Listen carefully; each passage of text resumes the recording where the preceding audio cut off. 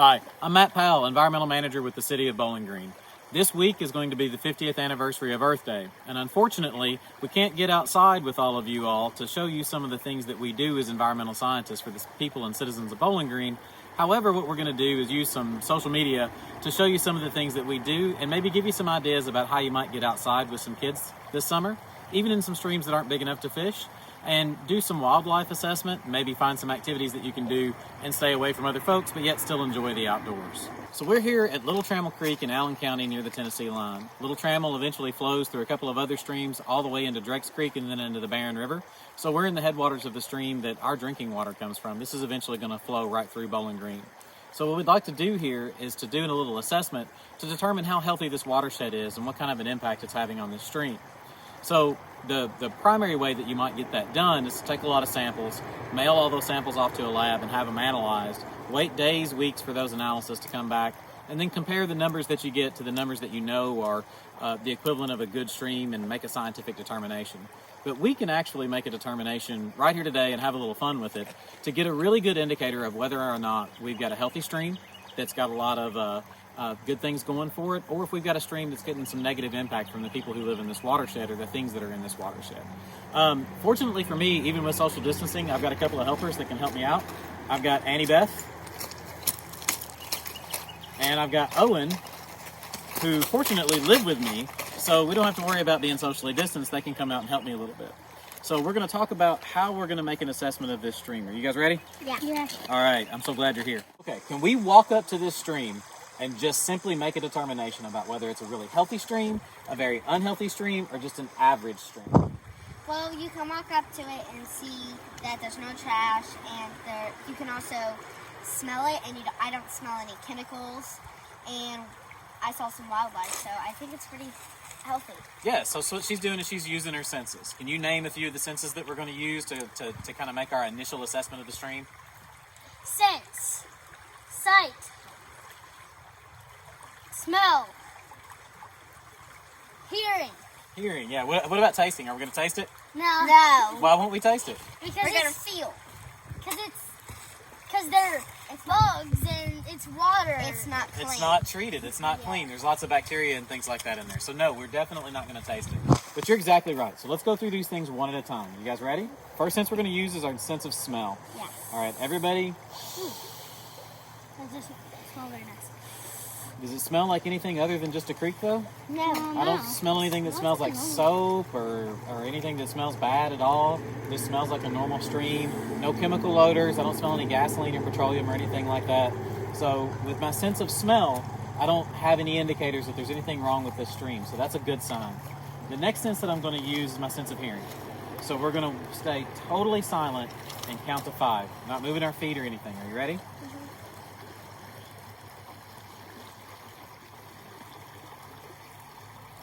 All right, tell me what you heard. Bubbles. You heard the bubbles of the stream, which is fantastic. That tells us it's a flowing stream. It's got some movement. That's going to help that stream to take in oxygen and distribute that oxygen throughout the water column for all of the organisms that live here. Anybody hear anything else? I heard the ripples that hit the kind of bay right there. The little Right, same thing he was talking about for sure. Actually, no, I was talking about I'm hearing bubbles come up. Oh, yeah, just the little tip-top pops of those, yeah. How about the animals? Did we hear any animals? No. I did.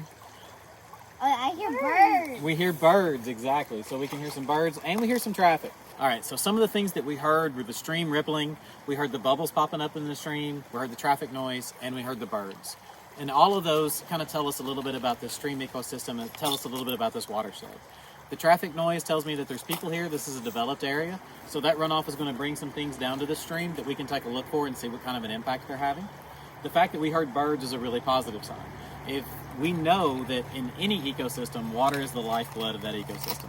So if we have no birds chirping at all and we can't hear any animals at all, that's a very alarming thing for a stream because we know that all the animals in this area are going to be using this. So we definitely need to make sure that we hear those birds, those kinds of things. That's alarming if we don't. And the fact that we can hear the water flowing is a really positive sign. As that water's moving through the stream, it's going to cause oxygen to mix through the entire water column, and all of the animals that live here need that air to breathe. And so the last sense that we're going to use is our eyes. So we're going to take a look around this stream and tell me what you see. Well, I'm getting kind of worried because there's dark water, like really black water over there, and from that black water, it's causing a lot of white bubbles, and usually streams doesn't have that much water. All right, we can talk about that real quick. The differences in the color that we see are to do with the depth of the stream. When we see those shadows over there, those are much, much deeper spots. And when there's more water together, the algae and the things that are in there make it a little harder to see through. And that gives water its color, and it causes the water to be darker and harder to see through. I'm not worried about the bubbles that we see right now. You're right. Sometimes bubbles are a bad indicator for a stream. But bubbles like we see right now have a lot to do with the pollen that falls in the stream in the springtime. That pollen can act as a surfactant, cause the stream to bubble up, and we'll see these coming down. Sometimes in streams that are very, very turbulent, you'll see huge rafts of pollen suds that kind of get built up. They're going to be a little bit dark brown, and they almost look like soap suds, but they're not quite. They're naturally occurring, and they're not harmful at all.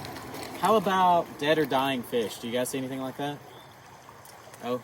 I don't see any dead animals, but I see a lot of dead trees. No, they're just waking up. There's a few of them that are a little bit dead. Yeah, someone's been cutting some trees over there. That's not great for a stream like this. That was the other thing we were going to take a look at. If we look up that way, we've got lots and lots of trees growing over the top of the stream.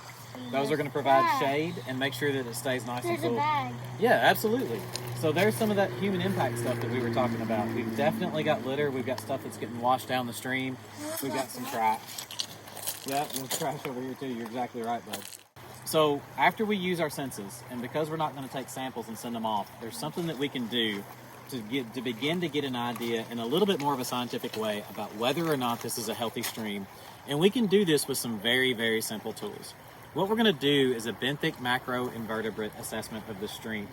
A lot of people call this kick sampling. It can be done 100 different ways, and we can do it absolutely for fun. But, Owen, what's the difference between just having some fun in the creek and doing some science? You gotta take notes. You gotta take notes. You gotta write stuff down. You gotta keep data. Hang on to that for me. All right, Lanny, you keep that one then. Yeah, so the first thing that we brought with us is we brought a whiteboard so that we can kind of keep track of what we've done. We've got some nets. The important thing to remember about a net when we're doing kick sampling or we're doing this kind of assessment of a stream is we want a flat bottom. And we're gonna show you that here in just a second, but that flat bottom is gonna sit on the bottom of the stream as we disturb the sediments that are in there. And we're gonna capture all the little organisms that live in there. After we've got them, when we get a good sample, we're going to go ahead and put those samples in our dish pan. We've got one little guy in there already. We'll talk about that a little bit later on. Then we're going to separate them out. So in order to separate them, I just kind of dug through the house a little bit to see what we could find. I've got some paper plates. I've got some styrofoam plates. I've got a clean paintbrush. I've got some tweezers and some spoons. So what we're going to do is we're going to go and check two little habitat areas in this stream. I'm going to get on the downstream side of Owen and Annie. I'm going to take my net, make sure the flat part is touching the bottom of the stream, and allow the current to pass from up through my net. Now, I don't want a lot of rocks. I don't want a lot of sand. I don't want a lot of leaves. But I do want to move all those things around so that the organisms that are living on and under those things get carried down into my net, and then we'll put those in our dish pan and we'll start to separate them out. So once we've been in the stream and we've captured all of the little benthic macroinvertebrates that we can find, we'll bring them back, put them in the dish pan, and then we're going to try to figure out what they are. So the one thing that we did have to get was one of these little stream assessments, and we have these at underbgky.org, and we have them at bgky.org, and then follow the links for stormwater. And we're going to use those to figure out what little animals we've got. Then we'll have a diversity. We'll know how many different kinds of animals we found. And then we can use this to break them down. Are they very tolerant of pollution, very intolerant of pollution, or are they just kind of average? And if we find a whole lot of one kind or the other as we break those into the columns, that'll tell us more about the health of the stream. And we'll talk more about that once we found some of these guys. But the important thing, though, is what is a benthic macroinvertebrate? Can you break that word down for me? A benthic macroinvertebrate is animals, well, insects kind of, inside a stream, anywhere that you can see, and they're not micro, so you can see them, but they're small. Yeah, that's kind of right. What's the invertebrate part mean, Owen? Invertebrate means they have no backbone. They have no backbone. Benthic means they live on the bottom. So when we put all that together, benthic macroinvertebrates are animals in the water on the bottom that don't have backbones.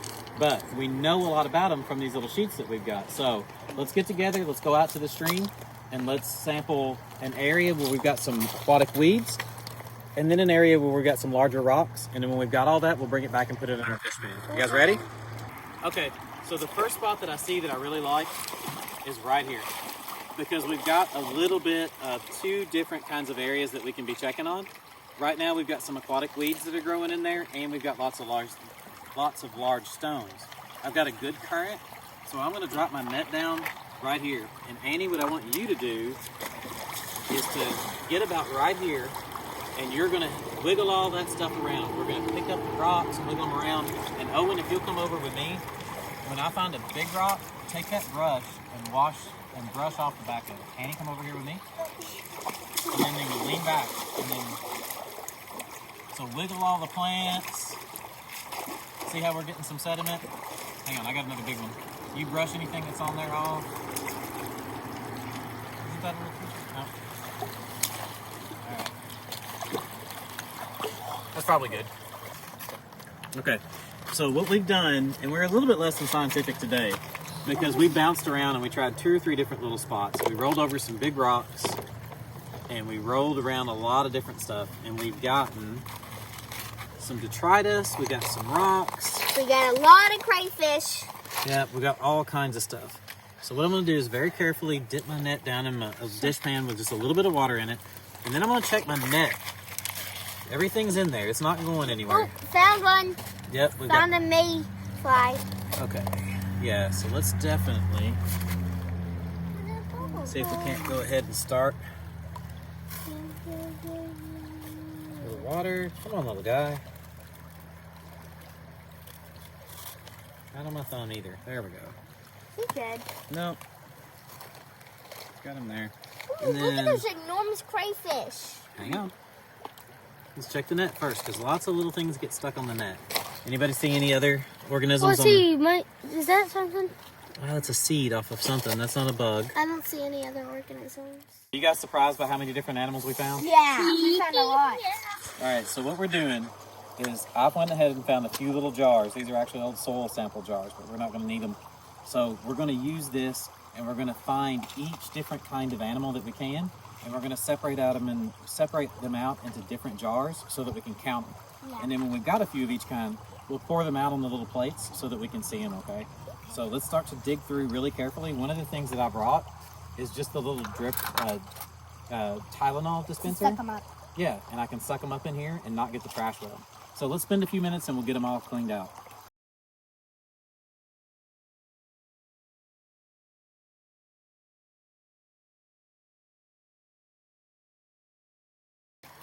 All right, guys, when you take a look at what we got, those are all crayfish. So there's 1, 2, 3, that doesn't really count, 4, 5, 6, 7, 8, 9. What about this one? And then What about this one? There's maybe 10. We got to figure out what that guy is. Do you guys know what these are? those are. Those are. Well, really, this mayflies. is the only one that didn't break. No, this is caddis flies. Caddis fly larvae will actually live in little Rocks? pockets of leaves and twigs and rocks and pebbles glued to the bottom side of a rock. So I'm not going to disturb him. But we did get a caddis fly there. And actually, look there. And there is a water penny. Whoa! Oh, those are very sensitive to dirty water. Yep. So let's get him off somewhere where we can take a look at him. Yep. Okay. All right, so we got the caddis fly, go back to the stream. So how many is that? Is that 10 or 11? We've got this one right here. So That one doesn't count. So we got 1, 2, 3, 4, 5, 6, 7, 8, 9, 10. Wait, what about 11, 12? So we have 10 different species. Is that pretty good diversity for us to Yeah. just do a little test? Yeah. Wait, you didn't count this one. I didn't count that one, so we got 11? Yeah. All right. That one's. So what we're going to do now is we've got them broken out into little jars so we can count exactly how many we've got. We're dealing with a little bit of rain. But we've got our stream guides. And what I want you guys to do is to come around and let's see if we can figure out what we've got. And we're going to try to get them out on a plate where we can get a really good picture of it. So we got. So let's start right here. Those are really obvious. I'm going to start with these guys and then we can turn them loose. Helcamites. Yep. Yours, did both of them come out? Are they right beside each other? Yes. All right. So let me get a little more water. Yeah, that one's on top of the other. me get a little more water and let's separate them gently. Come here, guys. All right. So those two guys, you already knew what they were, but tell me how you figured it out from the sheet over there. Because you told me. Because I told you, because I love these guys. Now, when you find a stream with these in them, I always like to use them for bait. But let's let them sit there and get calm. Aren't they this one? 12 fish fly. That's a fish fly larvae. So let's flip to the other side. I don't see them. Oh, wait, there it is. 7. Number 7. Dobsoni. Helgramite. Helgramite. That's the Dobson fly larvae. When he grows up, they make an enormous fly that you'll sometimes see on the side of the house. So that one grows up. It will become that. No, they will turn completely into a fly. They will have wings and everything. But what do we know about Dobson fly larvae? Which category are they in? They are in... Don't put that on him, please. Category 1. Are Category 1 very sensitive? Pollution. Yes, pollution-sensitive organisms found in good quality water. Okay, so what we're going to do, that means that they are very intolerant for pollution, and we'll do the best that we can considering it's raining. Let's do one that's a little easier in terms of how many we got. There's only one of those guys in there. So let's get him out and take a look at it. All right, let me grab something to kind of move him around a little bit. See, he's kind of lethargic, but I see, look, 1, 2, 3, 4, 5, 6 legs. They're all at the very front, and he has some pincers at the front and a little bit of a double tail. So he's probably that?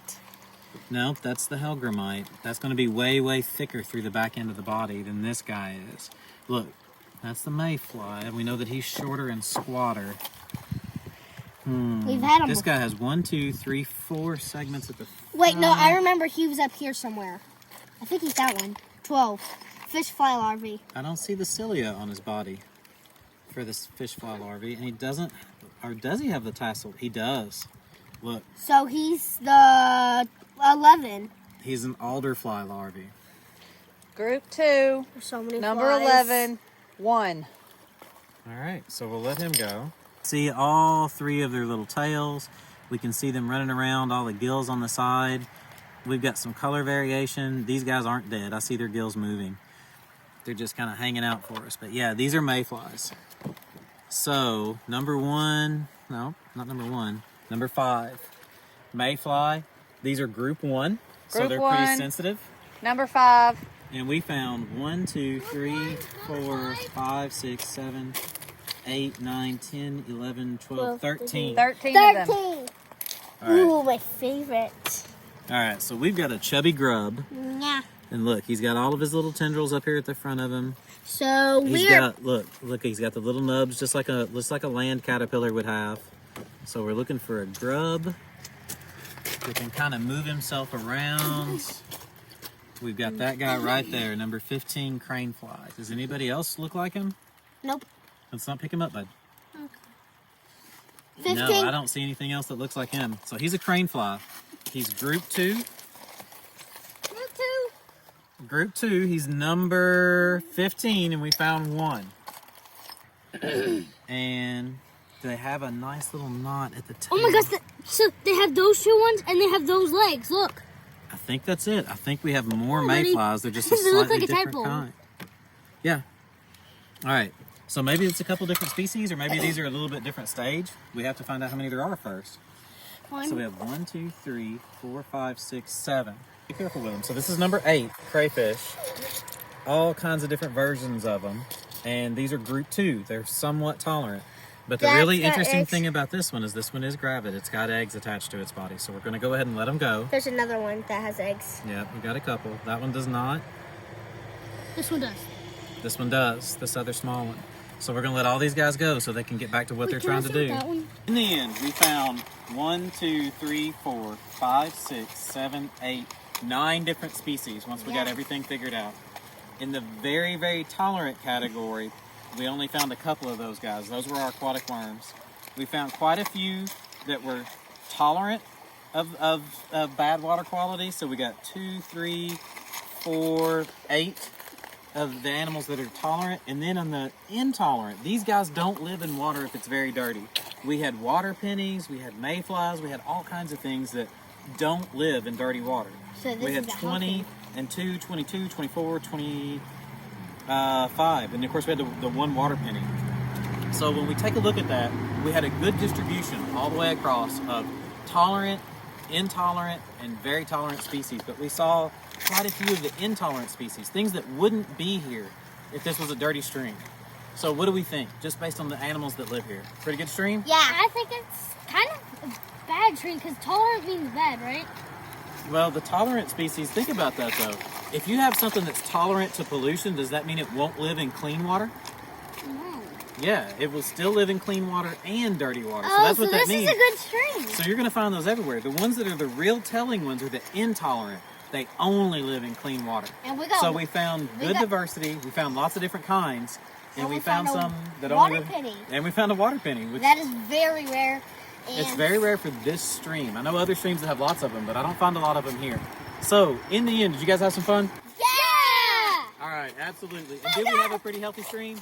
Yeah! Absolutely. All right. Thank you guys so much for joining us today. I hope that you picked up something here that you can take into your life and you can use somewhere, and you can do some social distancing with some science. Have a great day.